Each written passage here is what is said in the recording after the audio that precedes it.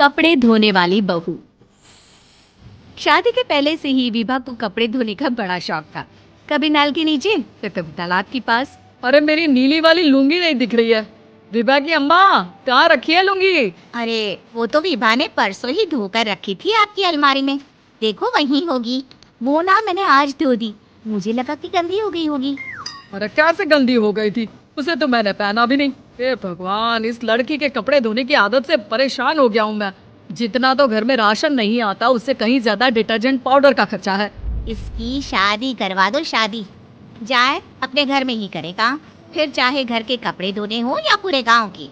हाँ ठीक बोल रही हूँ, देखता हूँ मैं कोई लड़का। वो दिन भी आ जाता है जब विभा को देखने लड़के वाले आ जाते हैं। लड़की मुझे अच्छी लगी। होने वाली सास कहती है, बेटी अगर कुछ पूछना है तो पूछ लो। वैसे तो हमारी लड़की बहुत ही शर्मीली है, जो बोल दो वो मान लेती है, इसे क्या पूछना होगा। अरे कैसी बात कर रही हो माँ, मुझे इन लोगों के घर रहना है, सवाल तो कई है। हाँ हाँ बेटा पूछ लो ना, क्या पूछना है। आप लोगों के घर कपड़े कौन धोता है? सास का मुंह बन जाता है। देखो, अगर तुम ये कहना चाहती हो कि तुम्हें कपड़े धोने नहीं आते तो सुन लो, कपड़े मैं ही धोती हूँ, लेकिन तुम्हारे आ जाने के बाद मैं रुमाल तक नहीं धोऊंगी। चुप रहना भाग्यवान। बहू बेचारी घर आई नहीं, उसे डराना शुरू कर दिया। वो क्या है ना बिटिया, अभी तक तो ये कल्लू की माँ ही धोती थी, लेकिन अब तुम्हारे पापा तो दहेज में वॉशिंग मशीन देंगे ही। तभी विभा की माँ बोल पड़ती है, सवाल भी पूछा तो क्या, वैसे भाई साहब मशीन की तो फिर भी कपड़े धोने की कैपेसिटी होती है, मतलब जो पिटिया दे रहे हैं ना विभा, इसे कपड़े धोने का बहुत शौक है। ये आप लोगों के क्या, आस पड़ोस गांव मोहल्ले सबके कपड़े धो दे और उफ तक ना करे। बाहर देखा नहीं आपने कितने कपड़े सूख रहे हैं?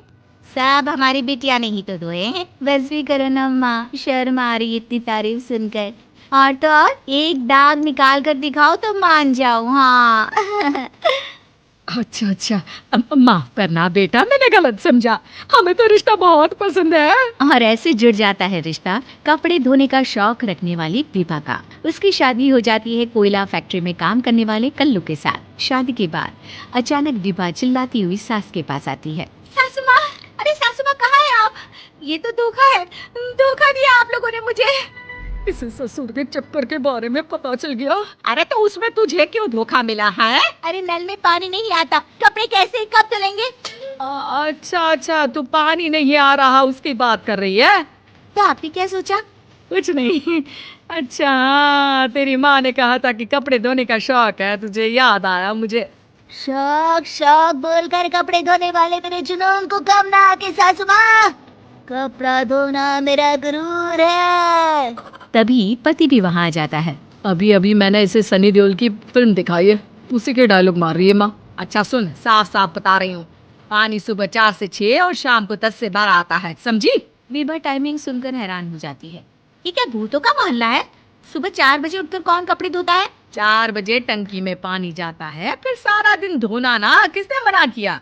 अरे कैसे बात कर रही है? 200 लीटर की टंकी में कितने कपड़े धो लूंगी मैं? सुबह ही उठ जाऊंगी मैं। अब क्या था, विभा सुबह 4 से लेकर रात के 12 बजे तक कपड़े ही धोती रहती।